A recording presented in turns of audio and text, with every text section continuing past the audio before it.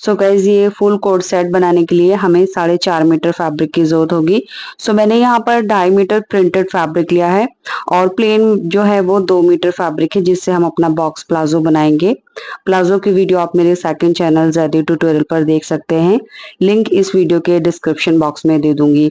तो इसका जो टॉप है वो तकरीबन हमारा 2 से 2.5 मीटर में बनेगा, यानी लेंथ के अकॉर्डिंग आपको जितनी भी लेंथ चाहिए उसके अकॉर्डिंग आपको फैब्रिक लेना होगा।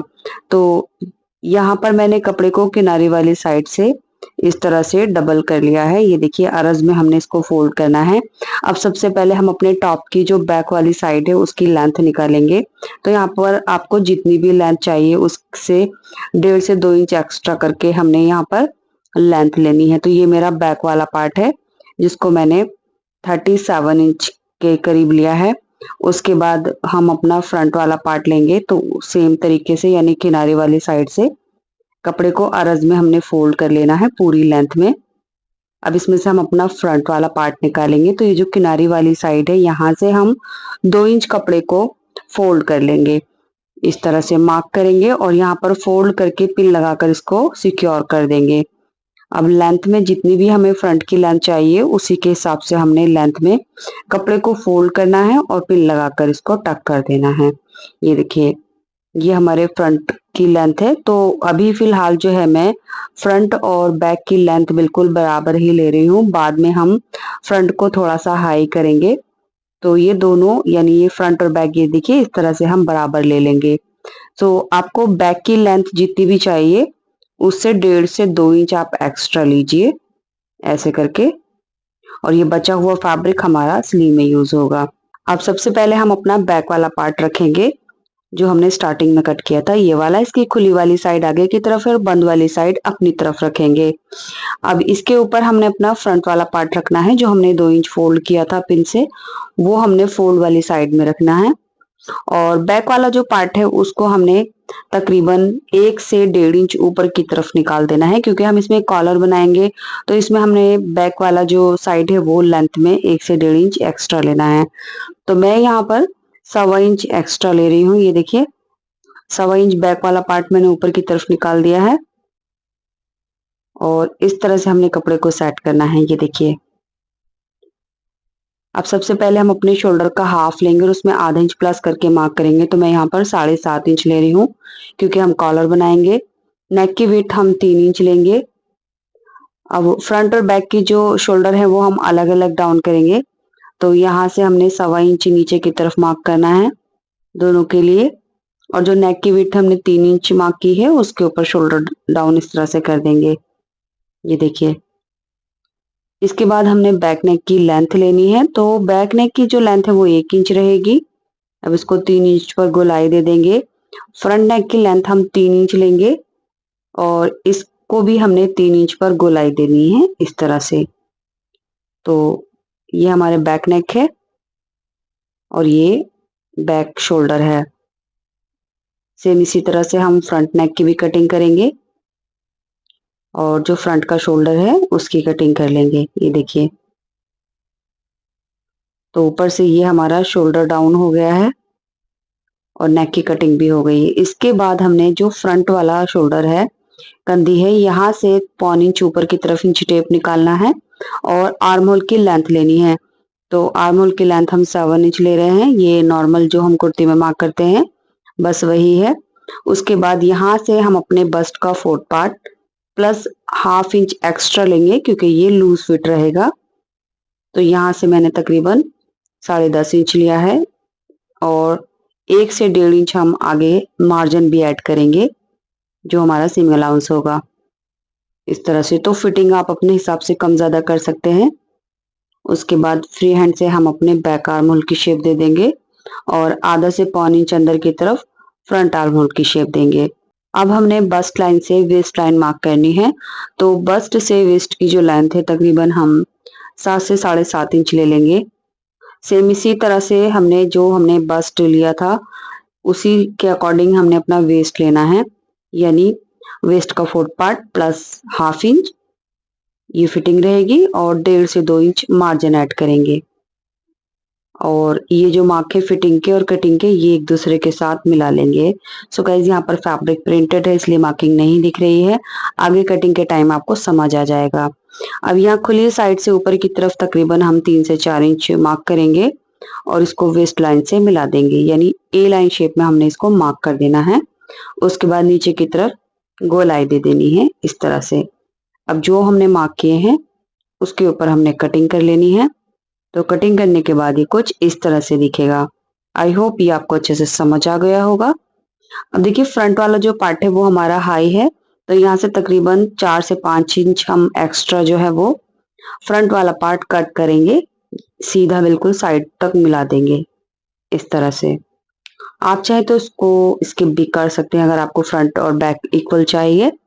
तो मैं यहाँ पर फ्रंट हाई बना रही हूँ इसलिए मैंने फ्रंट से 4 इंच कम कर दिया है। इसके बाद जो हमने यहाँ पर 2 इंच फैब्रिक फोल्ड किया था, यहाँ फोल्ड वाली साइड में छोटे छोटे नॉचेस लगा लेंगे।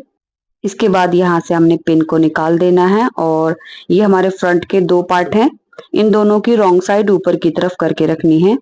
अब देखिए जो हमने नॉचेस लगाए थे वहां पर मैं मार्क भी करके दिखा रही हूँ, अदरवाइज मार्क करने की कोई जरूरत नहीं है। तो सबसे पहले ये देखिए, ये जो हमने जिस पर हम बटन लगाएंगे वो वाली पट्टी हमने किस तरह से फोल्ड करनी है।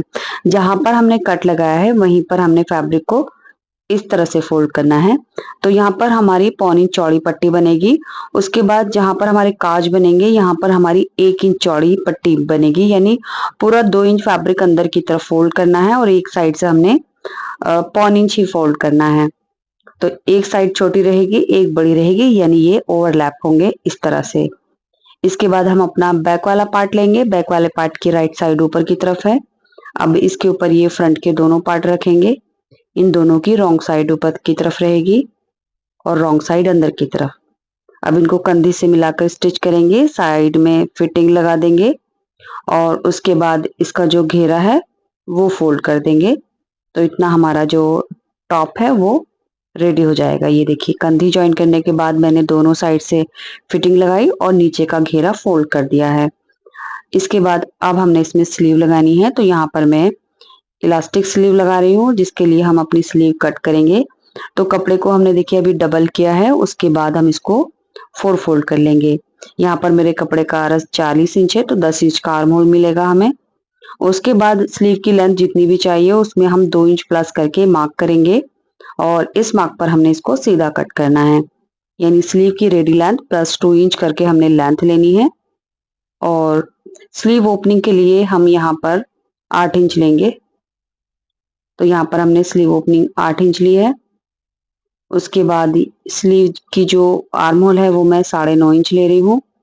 यहाँ से 3 इंच पर हम कैप बनाएंगे और आर्म होल का शेप दे देंगे। सो गाइज ये बिल्कुल सिंपल स्लीव है, सिर्फ हमने इसमें स्लीव ओपनिंग एक्स्ट्रा ली है क्योंकि हम इसमें इलास्टिक लगाएंगे, तो गैदर्स के लिए मोरी में हमने चौड़ाई ज्यादा ली है। अब स्लीव की जो फ्रंट की 2 लेयर है उसमें एक्स्ट्रा कटिंग कर लेंगे और स्लीव ओपनिंग में 1 से 1.5 इंच एक्स्ट्रा लेकर कट लगा लेंगे। अब देखिए हमने इसमें इलास्टिक लगानी है जिसके लिए हमने यहाँ पर ये इलास्टिक ली है। इलास्टिक की जो चौड़ाई है वो तकरीबन आधा इंच रहेगी, आप इसे थोड़ा एक्स्ट्रा भी ले सकते हैं। और इलास्टिक की जो लेंथ है वो हम अपनी मोरी की गोलाई से 2 इंच एक्स्ट्रा लेंगे। तो इस तरह से भी आप चेक कर सकते हैं, यहाँ से 2 इंच हमारा सीमिंग अलाउंस में जाएगा तो वो 2 इंच एक्स्ट्रा लेना है। अब जो हमने स्लीव की लेंथ एक्स्ट्रा ली है यहाँ पर हमने नेफा बनाते हुए इलास्टिक को इंसर्ट करना है। तो इलास्टिक के दोनों सिरों को हम यहाँ पर सिल देंगे और नेफे की सिलाई लगा देंगे। तो चलिए देख लेते हैं इसको कैसे स्टिच करना है। तो स्लीव की रॉन्ग साइड में हमने इलास्टिक को रखना है, यहाँ से जितना भी हमने एक्स्ट्रा लिया है वहां पर हम उतना नेफा फोल्ड करेंगे और इलास्टिक का ये वाला सिरा 1 से 2 सिलाई लगाकर अच्छे से टक कर देंगे। उसके बाद यहाँ पर हमने उतना ही नेफा फोल्ड करना है और किनारे पर सिलाई लगानी है। इस तरह से इलास्टिक को खींचते हुए दूसरी तरफ लाएंगे और ये वाला सिरा हम यहाँ पर स्टिच कर देंगे ऐसे करके। उसके बाद ये सभी गैदर्स को इक्वल कर लेंगे एंड लास्ट में हम स्लीव में फिटिंग लगा देंगे। तो इस साइड की गैदर्स को अंदर की तरफ करेंगे, यहाँ पर हम बिल्कुल स्ट्रेट करेंगे और 1 इंच का दबाव लेते हुए हम यहाँ से सिलाई को पक्का करेंगे। उसके बाद हमारे टॉप का जितना भी आर्म होल है उसी के अकॉर्डिंग स्लीव का आर्म होल छोड़ते हुए हमने ये स्लीव को रेडी कर लेना है। ये देखिए ये हमारी इलास्टिक स्लीव बन चुकी है। दोनों स्लीव को हमने बिल्कुल इसी तरह से तैयार किया है। दोनों के जो आर्म होल है ये हमारे टॉप के आर्म होल के बराबर है। अब दोनों को टॉप के साथ अटैच कर लेंगे। तो इस तरह से जो हमारी फ्रंट वाली साइड है स्लीव में हमने जो एक्स्ट्रा कटिंग की थी वो हमारी फ्रंट की तरफ आएगी। तो दोनों आर्म होल को इस तरह से पकड़ते हुए हमने आधा इंच का दबाव लेकर गोलाई में स्टिच कर देना है। यहाँ पर हमारी स्लीव लग चुकी है। उसके बाद हम कॉलर बनाएंगे। तो कॉलर का मेजरमेंट कुछ इस तरह से लेंगे। यहाँ से हमने नेक को हाफ में फोल्ड किया। उसके बाद हल्के हाथों से हमने नेक की गोलाई चेक करनी है। ऐसे करके तो कॉलर की जितनी भी लेंथ आएगी उसी के अकॉर्डिंग हमने यहाँ पर फैब्रिक लेना है। सो आप डायरेक्ट इस तरह से भी कॉलर की लेंथ ले सकते हैं। मेरी कॉलर की लेंथ 9 इंच आई है। अब जो बचा हुआ फैब्रिक है उसमें से हम एक सीधी पट्टी निकाल लेंगे जिससे हम कॉलर बनाएंगे। तो कॉलर बनाने के लिए मैंने ये बिल्कुल सीधी पट्टी निकाल ली है। इसकी जो चौड़ाई है वो तकरीबन 7 इंच है और इस तरह से लेंथ वो 21 इंच है। अब इसको 4 फोल्ड कर लेंगे। कपड़े की बंद वाली साइड हमने अपनी तरफ रखी है और खुली वाली साइड में कॉलर की जो भी लेंथ आई थी उससे आधा इंच एक्स्ट्रा लेकर हमने मार्क करना है। तो मैं यहाँ पर 9.5 इंच ले रही हूँ और ऊपर की तरफ हमारा 10.5 इंच आएगा, यानी नीचे से 1 इंच एक्स्ट्रा लेकर हमने ऊपर मार्क करना है। अब इस मार्क को नीचे की तरफ तिरछा मिलाएंगे और कट कर देंगे। तो नीचे से आपकी कॉलर की गोलाई प्लस आधा इंच जितना भी आया है उससे 1 इंच एक्स्ट्रा लेकर फैब्रिक लेना है और खुली साइड से 1.25 इंच मार्क करके पीछे की तरफ गोलाई देनी है और इसको कट करना है। ये देखिए ये यहाँ से हमने इस तरह से गोलाई में कट कर दिया। अब कॉलर की रॉन्ग साइड बाहर की तरफ करेंगे और ये दोनों सिरों को हमने आधा इंच का दबाव लेकर स्टिच कर देना है। उसके बाद कॉलर के जो कॉर्नर है वो हमने इस तरह से निकाल देने हैं। ये देखिए ये हमारी कॉलर बहुत ही आसानी के साथ रेडी हो गई है। अब इस कॉलर को हम नेक के साथ अटैच करेंगे। तो सेंटर से भी आप लगाना स्टार्ट कर सकते हैं या फिर कॉलर का ये जो सिरा है यहाँ से भी लगाना स्टार्ट कर सकते हैं। कॉलर हमारी बिल्कुल बराबर है तो कम ज्यादा बिल्कुल भी नहीं होगी। इस तरह से बराबर लेते हुए हमने यहाँ पर आधा इंच का दबाव लेकर सिल देना है। सो कॉलर हमने नेक के साथ इस तरह से अटैच कर दी है। अब ये जो खुली वाली साइड है यहाँ से हम जितना भी एक्स्ट्रा फैब्रिक और धागे वगैरह हैं वो अंदर की तरफ करते हुए ऊपर से आधा इंच कॉलर अंदर की तरफ फोल्ड करेंगे और किनारे पर सिलाई लगा देंगे। इस तरह से हमारी ये कॉलर बिल्कुल तैयार हो गई है। साथ ही साथ ऊपर की तरफ भी हमने एक पैर का दबाव लेकर सिलाई लगाई है तो कॉलर हमारी ऊपर से भी फिक्स हो गई है। एंड इसके काज बटन के लिए जो पतली पट्टी थी उसके ऊपर हमने बटन लगाए हैं, चौड़ी वाली पट्टी के ऊपर काज किए हैं। इसी के साथ हमारा ब्यूटीफुल सा स्टाइलिश टॉप तैयार हो गया है। इस टॉप के साथ हमने बॉक्स प्लाजो बनाया है जो कि समर्स के लिए बहुत ही कंफर्टेबल है। तो ये ट्रेंडी कॉट सेट बनाने के लिए हमारा जो फैब्रिक था वो कॉटन क्रेप था। आप किसी भी तरह का फैब्रिक ले सकते हैं और अगर आप ये प्लाजो बनाना सीखना चाहते हैं तो उसका वीडियो आप मेरे सेकंड चैनल ज़ैदी ट्यूटोरियल्स पर देख सकते हैं। ये फिर वीडियो का लिंक आपको पिन कमेंट और डिस्क्रिप्शन बॉक्स में मिल जाएगा। तो वीडियो के रिलेटेड मैंने एक एक चीज़ अच्छे से क्लियर कर दी है। फिर भी कोई ऐसी बात जो आपको अच्छे से समझ नहीं आई है या मैं आपको अच्छे से नहीं समझा पाई हूँ या फिर आपको अपने मेजरमेंट के अकॉर्डिंग कोई कंफ्यूजन है तो आप मुझे कमेंट बॉक्स में ज़रूर पूछिए, मैं डेफिनेटली रिप्लाई करूंगी। Thanks for watching this video.